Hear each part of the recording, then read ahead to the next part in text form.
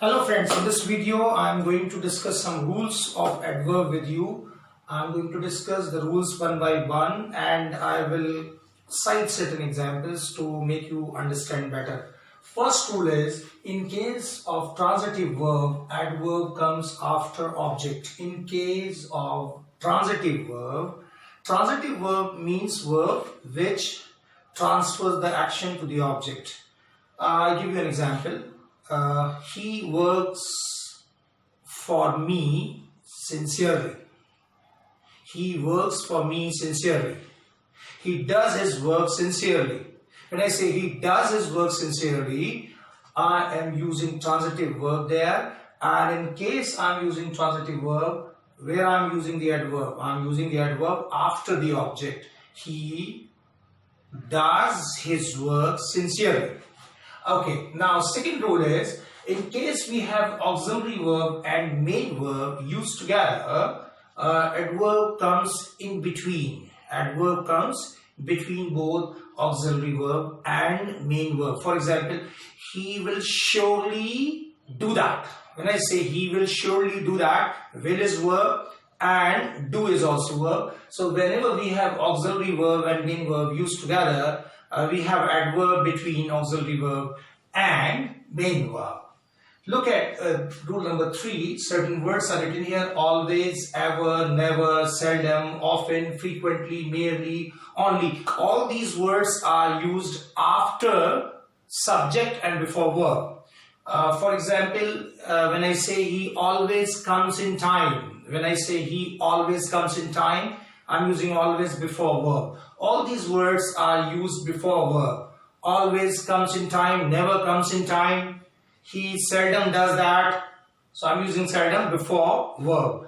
Always, ever, never, seldom, often, frequently, merely and only. All these words are used before verb. Enough. Adverb enough is used when we do not say enough wise, we say wise enough. Enough is used after adjective.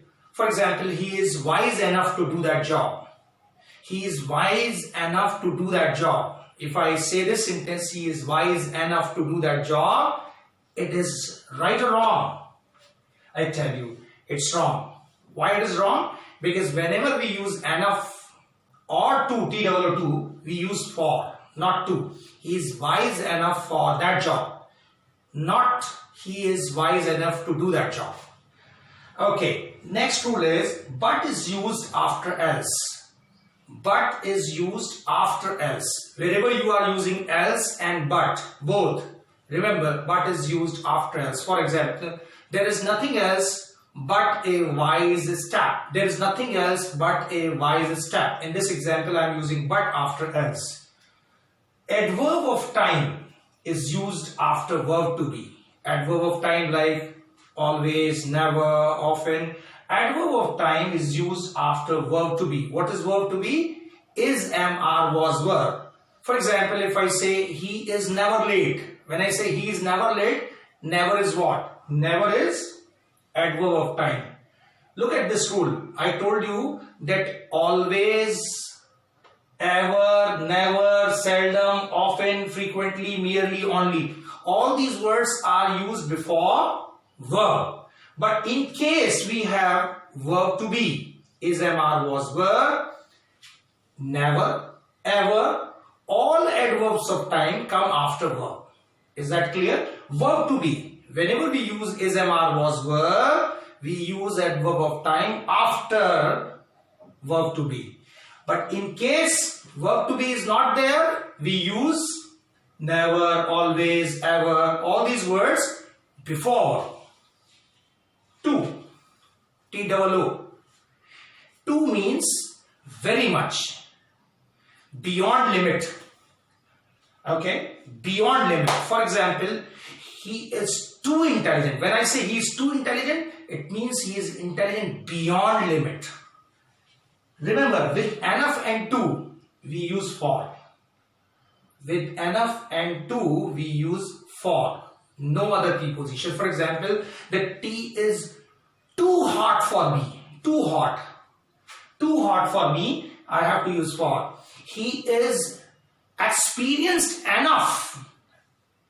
Not enough experienced. Experienced enough. I told you enough is used where? After adjective. He is experienced enough. He is experienced enough for that job. We have to use preposition for. So these are certain rules of adverb, and this is all about for this video. Thank you very much.